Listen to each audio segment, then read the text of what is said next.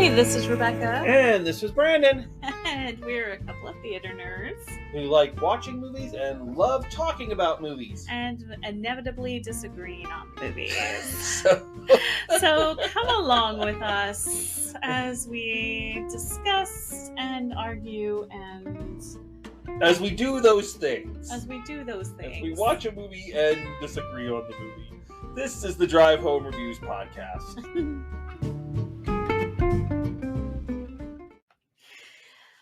So... Have you stopped crying? I'm still crying from A Man Called Otto. Okay, so... yes, the movie we are reviewing this week, A Good Person, does evoke emotion, which got us thinking about movies that evoke emotion within us. Most recent one that we've gone to see was A Man Called Otto, in which I started crying about a quarter of the way through the movie and just kept crying through the credits. Yep, like all the way through the credits. I would probably start crying again now if I keep talking about it. So. Oh my god! And you were almost. I can't tell which one you were worse with. If it was that one or this movie, you were. I think I cried more during that movie. Yeah. Because of, trigger warning, the subject matter there, it would be a close call. Okay. So has there been a movie in which you have just lost your business emotionally? No. Absolutely not. You are lying to me. I am a stoic, manly man, and we don't feel emotions. Are we going to talk about that Abbott and Costello movie then? You don't need to bring up Time of Their Lives. Okay. No, there are movies that make me tear up. Some of the ones that come immediately to mind, Heart and Souls. Okay. With Robert Downey Jr., Keira Sedgwick, Alfre Woodard, James Gordon, and he just passed away. James Spader, not right. James Spader. James Spader did not pass away. No, not James Spader, the other guy. Sorry, James. That's the one where... That's the one where these 4 people die in a bus crash, and their souls are linked to this little kid who's born at the same time, and they're supposed to use him to finish their lives before they kind of can go back up, can go and live on or be reborn. And nobody comes and tells them that, so they're living with him almost his entire life and don't know why. And they're told about it right at the very end when they're supposed to go and get, reincarnated. So they're rushing to try to get their lives finished. And oh my God, it's a heartbreaking movie. So Tom Sizemore is Sizemore. And sorry. Charles Grodin, not James Grodin. Charles Grodin. Sorry. You just think everybody's named James for some reason. I do. But yes, Tom Sizemore is the one who is in that one. But man, that is a heart wrencher. Now, is that because the first time you saw it, it was heart wrenching? Was there something else going on in your life? No, I just think it's a really heartbreaking movie. I think it's a, and because there's so many levels of heartbreak in it. There's because they appear to little Robert Downey Jr. as his imaginary friends at first, and then they feel like they're doing more harm to him than good, so they decide they're gonna go invisible so we can't see them. And the little kid is crying. He doesn't want his imaginary friends to go away. All these people now crying, oh, Inside Out broke my heart. Bullshit. Heart and Souls did it first. All right. Heart and Souls broke my heart and soul first. Here's the thing, though. Just because that broke your heart doesn't mean that other people can't feel emotion because of Inside Out. Don't gatekeep being sad. I will. So, all them finishing their lives and getting their what it was that was most important to them, and it's a beautiful, beautiful, heartbreaking film. Well, I think about something like Terms of Endearment or Steel Magnolias, in which they're sad, but also, I would watch those with my mom, And now, compounded by the sadness of the movie, you also have the emotions that are evoked by, like, okay, my mom's not here to watch them with me anymore. And so you've got the sadness that comes from that too, compounding that emotion roller coaster. So, um, now what about other types of emotion evoked by movies? Well, like, what do you mean? Like when I watch Tommy Boy, I am I have joy. And part of that comes from having watched it with my mom so many times and quoting it with her and my siblings. So like it brings me comfort, it brings me joy because of that. Okay. Do you have something that brings you joy? A movie that brings you joy? Oh, sure, sure. Like, well, Casablanca always brings me joy. That's a movie Oh I can yes. watch. That is something people see Casablanca and they're like, oh yes, I feel so happy and joyful now. Hell yeah, they do. It's a great movie. It's a great movie. Don't act like us Casablanca fans are the weird ones. Okay, so why does Casablanca bring you joy? Because it's a good movie. I mean, it's funny. It's sad. It's like the perfect film. Okay. But if you're talking about, like, I don't know, it's hard to think of these things like on the spot. But like, I love movies like that I used to watch as a kid. Like, I still have a soft spot in my heart for Transformers the movie. Yes. You know, I believe this is the third time you've brought it up on this podcast. and I will probably bring it up multiple times again. And going back to tears, Optimus Prime dying was my generation's Bambi's mom. All right. Oh, I mean, that was our generation's Mufasa. oh. Like, so I mean, but I remember watching those and just, or like you're talking about movies that bring you joy, kind of no matter when the Muppet movie. Okay. The Muppet movie brings you joy. Okay. You know, Uh, all Kermit wanted to do was make people happy. right. He didn't care about being rich and famous. He just wanted to make people happy. So, speaking of Inside Out, one of the points of Inside Out is you can't have the joy without the sadness. Do you think that in order for a movie to bring you joy, it has to have a certain amount, it has to invoke sadness first? I don't think necessarily. Mm-hmm. I think a lot of the great ones do, Right. but I don't. I mean, I guess you can get into the whole theory of comedy here because most theoreticians would tell you that there is no comedy without pain. Right. That's why slapstick is so funny, or things like National Lampoon's Christmas Vacation, where we're laughing at this guy's continued misfortune. So I guess from a strictly scientific point of view, I guess that's true. But I don't know if every piece of comedy has to invoke a feeling of deep sadness in me for it to still be rewarding. Hmm. Well, I just think I look back at things that I find to be the most joyful and the most funny, and yeah, you're crying first, Well, like what? So you mentioned Tommy Boy, but like what else?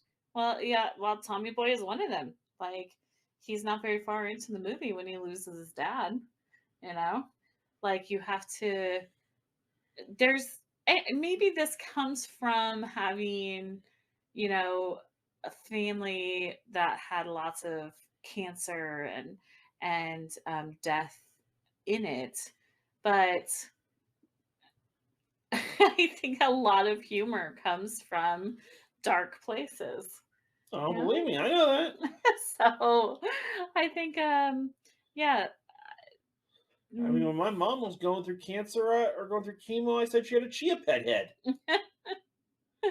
but I know even in Disney movies, like, you generally start from a place of loss, you know? Like Frozen, Princess and the Frog, Let's see what other Snow White, All of them? Sleeping Beauty. I don't think we need to like question this. Like all of them, someone dead, yes, dead, someone is dead. There is a place of loss in all of them, and those movies evoke joy. So, yeah, I think I don't know that you can have joy without pain. I don't know. I don't know if you necessarily need it. Hmm. You know, I think of Abbott and Costello meets Frankenstein, and you know, yes, they want to they aside from them wanting to take Lou's brain and put it in the Frankenstein monster. Right, but you're one of the first people who talks about the tragedies that Abbott and Costello faced. Yeah. So their comedy, making their comedy, came from places of pain. But not that specific film. Right. I know. I get, like, I understand what you're saying. Like, there wasn't necessarily anything. Although I think Frankenstein is one of the saddest stories. Yeah, Frankenstein is.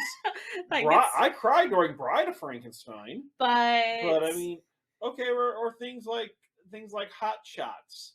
Okay. You know, it itself does. But I guess then again, you could make the argument that without the over melodrama of Top Gun, we wouldn't be able to laugh at something as goofy as Hot Shots. Well, okay. So. Even Hot Shots, which, you know, you and CJ, our middle one, tend to like more than I do, but even Hot Shots, what happens at the beginning of Hot Shots? Is there not a plane explosion? Yeah. Okay.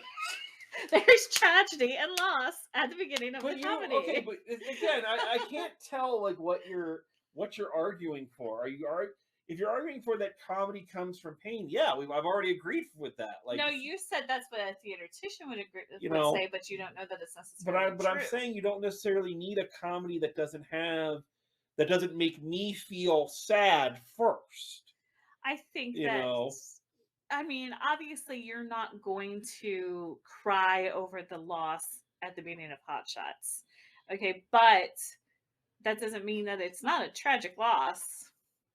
Like, and they're not making you cry at the beginning of that, but they're counting on your previous knowledge of tragic things happening to recognize the parody there.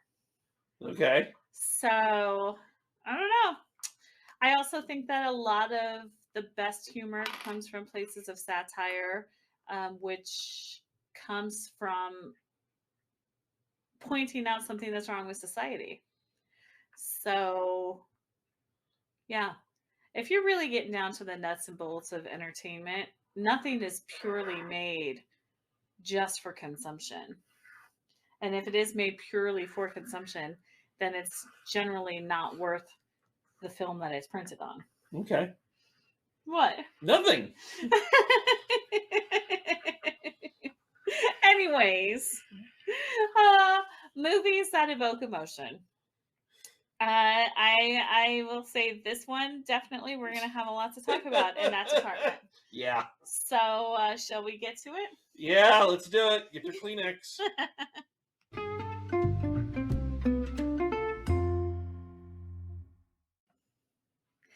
All right, love of my world, light of my life. What did we watch? We watched A Good Person, starring Morgan Freeman and Florence Pugh, written and directed by Zach Braff of Scrubs fame. So, is he really still of Scrubs fame at this point? I would say so. Okay. They're doing an entire series of commercials tapping into that. So that is true. So I'm going to say yes, he's still of Scrubs fame. But before we get into anything, there is a question I have to ask. Okay. Zach Braff, who hurt you? Who hurt you, Zach Braff? Somebody must have. That much is clear. You have so much anger and so much sadness in your little soul. Yeah. You thought you'd throw us off with your JD and your old men bank robbing movies that were fun, but no, you go back to the well. Someone has hurt you, Zach, and whoever that was, I'm sorry. Do you need a hug? So, A Good Person, much like other Zach Braff vehicles, is not necessarily meant to make you feel good, right? Yeah. So this one is one that he kind of wrote and started to work on during the pandemic. And at that time, he was still with Florence Pugh. They were together for several years. And even after they broke up, she still was attached to this project because she believed in it. And that is definitely one thing that we both agree with right off the bat Whew. is that Florence Pugh Whew. is like a phenomenal actor. Girl. Like probably the best actor of her generation. I would If say. not the best one of. Right. She's definitely making a name for herself. And Right. whoo doggy, what a role. Before we get into that, so let's talk about, so what is this? A good person. This little film about? What is the story? So we start off at an engagement party. Yes. Florence Pugh and her fiance. Everything is good. Everything is wonderful. You know, and you're just like, you just know this shit can't last. Right. You're watching it and you're like, okay, which one of these people is the red shirt? You know, who's beaming down to the planet and not coming back? You know, oh, Ensign Ricky, no! So then, fairly early on, there is a car accident. She is driving to go get her dress fitted with her future sister-in-law and her husband. There is a car accident. The future sister-in-law and husband are killed. Florence Pugh survives. The future sister-in-law's father is Morgan Freeman, right? Who is now the legal guardian of the orphan daughter, who is 16, mm-hmm. and a recovering alcoholic. But Morgan Freeman is a recovering alcoholic, not the 16-year-old daughter. Yes. So flash forward a year later, Florence Pugh is an opium addict. Yes. She's lost her job. She lost her fiance. She's lost everything. And long story short, she wanders into an AA meeting where Morgan Freeman is, and she begins the long, slow process of healing. Right. So that's the general scope, and of course the whole unlikely friendship between her and Morgan Freeman kind of thing. Right. So that's the story we're going with here. So, right, okay. So we've said Florence Pugh is, I believe, Alexis is her character's name. I think so. Allison. Florence Pugh is Allison. She's been prescribed these pills, legally, as part of her recovery from the car accident. She had a traumatic head injury. Yeah. And but then she becomes addicted. She's using them as a way of not dealing with her grief. So as she's recovering and rehabilitating, she's also having to deal with facing her grief and the guilt of being the one driving the car during that, which of course she's been masking with opiates for the last year. Yeah. And also facing her responsibility for her part in it. Right. So there's a lot of ground to cover here. So let's just jump. I think, and I've seen a lot of movies about recovery and about addiction. It's one of independent film's favorite topics. And I have to say that I do feel like this film, as accurately as one can, and if anybody disagrees, I'd love to know your point of view on it. But I feel like this one really is an accurate depiction of kind of the slow road that recovery really is. Right. And that it's not only a slow road, but it's not a smooth one.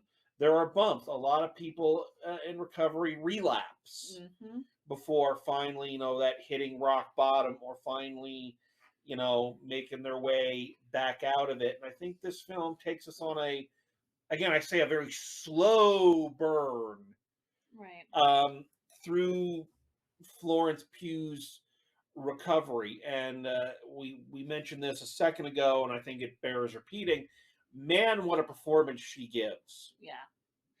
It's it's visceral. You can feel her pain, and you can understand why she's relapsing. Mm-hmm. Like, and you're rooting for her as problematic as she becomes, trying to manipulate people for drugs and using her mother's guilt against her. Like, you still feel like you want her to win. You want her to come out on the other side. You're rooting for her. You're angry at her. You're disgusted at her. You feel sorry for her. It's everything that I would imagine being in the life of someone in this situation. It's the emotional journey you would take. And then you've got Morgan Freeman, who is like, at that point, he's been sober for 10 years, but it fully admits to being abusive towards his children in their childhood. And he's dealing with the loss of his daughter and raising his granddaughter and trying to help Allison as a way of atoning for how badly he treated his family as he was a drunk. Mm-hmm. And you see him, relapse. You see him go through his journey with sobriety. And that was, heartbreaking. Yeah. And I mean, there are some things that I don't think need to be said because at some point they're just kind of, but is anybody out there listening to this not convinced that Morgan Freeman is just fucking brilliant? I know. I right? mean, the guy, if you see more, and that's kind of one of the reasons I wanted to watch the picture. It's like Morgan Freeman's in it, and he's going to be playing a heart wrenching character. Well, that's going to be some damn good acting. And I mean, have you ever seen a Morgan Freeman movie and gone, "Oh shit, he was terrible"? No, you don't. The movie may have been terrible, but not Morgan but Freeman. you never say Morgan Freeman is terrible. I have never heard anyone say, Morgan Freeman's performance in that movie was so wooden. Try again, Morgan. No one's ever said that. Never. He's going to be amazing. And it's well earned. Like, he has been doing this and doing it well for decades at this point. Yeah. But there's also really good like side characters too. Her AA sponsor's played by Zoe Lister-Jones, and really, like, she's not there a lot, but her performance is steady enough that like you feel like you know who that character is. The granddaughter is played by Celeste O'Connor. And she is this mixed up teenager trying to deal with the loss of her parents. And that's a hard role to play. Because that is a role that could very easily slip into annoying kid character. Mm-hmm. Like, very easily. And I think in less capable writing, directing, and acting hands, it would have. Mm-hmm. But I think she walked the line, and I think that's the thing. All the characters in this are not perfect characters. Right. Nobody in this is a saint. Well, I think that's a hallmark of a Zach Braff movie, really. Like, he writes imperfect people. Florence Pugh, Allison is not always making the right choices. Her mom is trying, played by Molly Shannon. Yeah, which really was kind of weird. No, Molly Shannon's amazing. I love Molly Shannon. But and by all accounts, a wonderful person. Like, she's one of those people who you never hear say is a total jerk. But her mom loves her and is trying to do what's best for her, but is making her own mistakes, And Morgan Freeman is making mistakes. The son, Nathan, played by Chinatsa Uchi, please forgive me if I pronounced that incorrectly, but he is trying to move forward with his life and make good choices and is not necessarily making the good choices. So I think a flawed character, realistic character. Yeah. And I think maybe that's why people don't like Zach Braff movies sometimes, is because his characters are realistic, and sometimes people go to the movies, they want unrealistic expectations. Maybe. I think it is. I mean, I've only seen 3 Zach Braff films, so I can't, you know, I can't speak to that. But I do think that you make a good point that we tend to prefer a shorthand. Right. Either your characters are perfect and their flaws are seen as, you know, okay because the person's so cool, or this is the jerk person and their jerkiness is not okay. Right. I think of MASH. Hawkeye's jerkiness was okay, but Charles's jerkiness wasn't.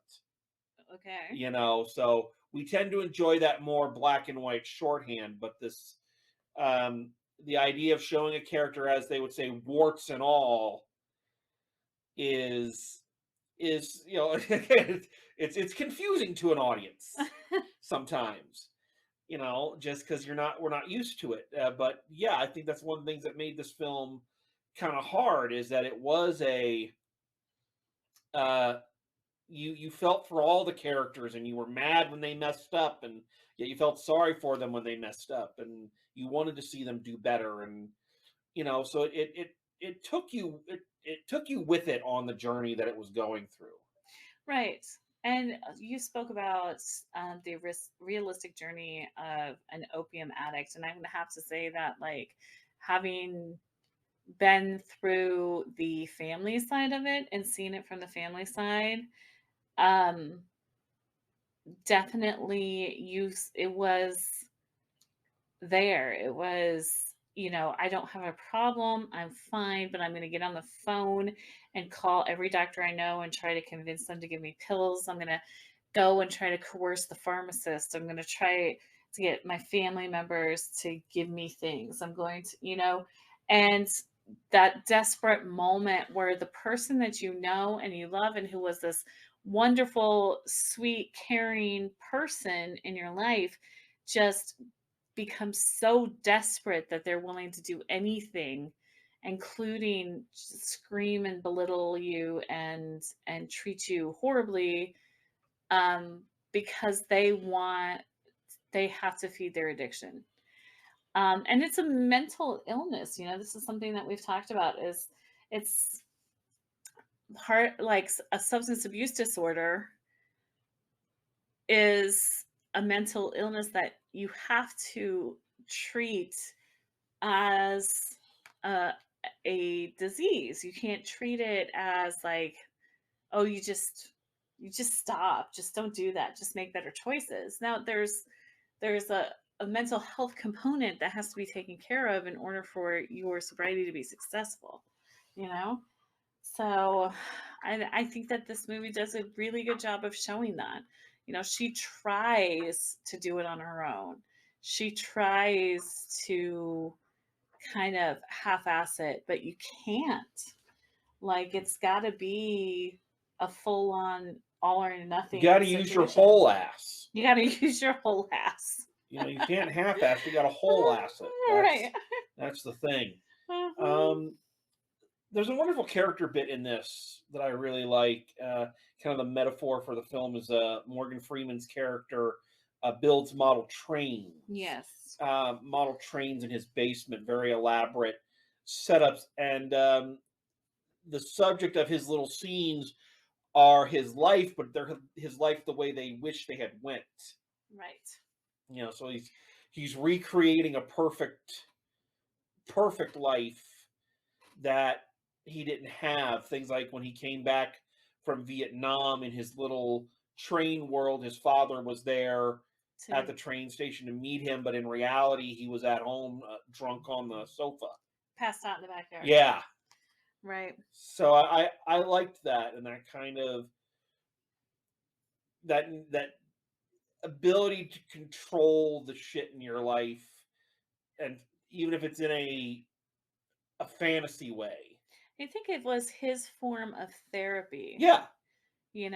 Working through the parts of his life that didn't turn out the way he wanted them to. Yeah, exactly. That's what I said. That need to control or rewrite that. You think of Neil Simon, who wrote Brighton Beach Memoirs, which was based on his life, but it was a more idealistic Right. look at his life versus Broadway Bound, which was his life as it really was. I think about the ending of this movie, which is, we get down to the end. There's a fallout. Florence Pugh's character relapses and puts the granddaughter in danger, and there's a screaming match with between Morgan Freeman and Florence Pugh, and then that spurs the move into the rehabilitation center, and you kind of expect, if this was one of those, happy ending type of movies, you expect Morgan Freeman to show up and then to have this, reconciliation. yes. Yeah. And you don't get that. Like there's closure in a sort that it comes, but you don't get this big happy ending. I'm sorry, I forgive you, let's be best friends situation. It's much more realistic. Yeah. And we are the best thing for us at this juncture is to stay out of each other's lives. Yeah. So that was heartbreaking, but also felt right because the rest of the movie is so true to life and true to what real life is like that this over the top happy reconciliation would have been out of place. Yeah. Yeah, I agree. And I felt that kind of jarringness of it as well. But I agree with you wholeheartedly that it would have cheapened it. Right. It would have cheapened it for me. So yeah. I don't know anything about this movie that didn't work for you. There was parts of this movie that were like sand in my shoe. Like I wanted to just physically give her a shower and wash her hair. I wanted to help her. I wanted to force her to change things or like stop her from doing something. But it wasn't because it was bad. It was because it was so well done. Yeah, I kind of had that. I had that same issue. Yeah. With it is that there are things about this film that I didn't like, but the not liking it is not due to it being a bad movie or being poor choices. Is this movie makes you uncomfortable. Yes. And this movie it drags. Like it is just one constant disappointment, sadness, heartbreak after another, and then but it's done so well. Yeah, but that's the point of the movie. Yeah. And you wish that there was a breather in there, and you wish like some of the funny moments could have lasted a little longer, or you wish you had a little bit more levity in between some of these, or you had some time to just breathe, but that wouldn't have been true to the story. Exactly. So it's I can't say that there's anything in this movie I would change, just that it's hard. It makes it hard to watch. But again, that's the point. Right. So you can't say that they did it wrong. No. No, and with the dragging and the constant pressure and the sadness, like we said, you're still rooting for her and hoping that the next choice she makes is the right choice. Yeah, or for any of them. Right. Actually, the only thing, there is one thing I can complain about this movie. Only one. Okay. And I got a mine pretty deep. It still has that Zach Braff independent movie habit of getting some of the worst goddamn music. Oh. just I'm so sad. This is a sad person singing song. Isn't it meaningful if she rides her bike? And I'm so sad and screechy. Tuneless song. But I will say, on that vein, though, the song, that part of her healing process was writing music. And that song was beautifully heartbreaking. Yes, that song. The rest of them, like she takes the granddaughter and her go to a club in, I think, in New York. Is that where they went? Yes. And they're like in there, and they're like, "Oh, this band is so great!" Like, yeah, if you like tuneless sorts of songs. Yeah, it's a specific type of music. It is like bad. So like that's my only real thing about. I hate that independent movie type of soundtrack. Take it with a grain of salt, people. His favorite artist is Weird Al. So. And you know what? Weird Al never disappoints. You can say that, and you can say and scoff all you want. How long has Weird Al's career lasted? Yes. How long has the career of half the people he's parodied lasted? Boom. Anyway. Just saying. So I did cry a lot. Yes, you did. Yeah. And you did. And it's not like, it isn't the nice, like a couple of tears leaking out gracefully from your face. It's like sobbing, crying, like, because your heart is breaking so badly for the people in this. Not just Allison, but the people she's hurting and the people who are hurting for other reasons. Like, your heart is just split open. And so because of that, like, I have to grade this pretty high. Mm-hmm. Like, I'm gonna have to say I'm gonna say an A. Okay. Only reason it's not getting an A+ is because I had a headache the next day because I cried so hard. And she never got a better haircut. No, she really didn't. She didn't look too bad at the end. No, it did look better at the end. She didn't look too bad at the end. Yes. It wasn't great. So yeah, it was definitely, I would, at this point, we're almost, we're a third of the way through the year. Mm-hmm. I gotta say, this is, definitely a contender for one of the top movies of the year. We got a lot of movies to watch, though. We got a list of things we do, but we got a long way to go. This was really beautifully and thoughtfully written and directed and acted. Mm-hmm. So, what do you think? I'm going to agree. Mm-hmm. I'm going to agree with all of that. No. I'm going to grade it the same. I'm giving it an A as well. I think it did everything it meant to do. And like I said, even the things that I quote unquote didn't like or that were negative of the picture were by design and added to the film. This is a great picture. The problem a lot of people may have is this is a great picture that's hard to sit through. Right. You got to be in a headspace for it. If you're going to watch, this isn't a movie you watch to kind of kill time or to, there's nothing to do today. What film are we going to pop in? You have got to want to watch this movie. Right.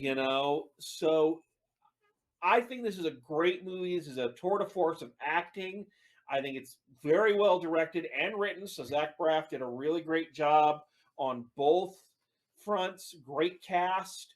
And Morgan Freeman and Florence Pugh, we didn't talk about that a lot, but they had great chemistry. They really did. And again, it's hard to imagine Morgan Freeman not having good chemistry with someone. It is. Like who? But I mean, for real though, Florence Pugh, she's a chameleon. Yeah, She deserves some recognition for this role. So I recommend this movie, but you need to understand if you're going to go and watch it.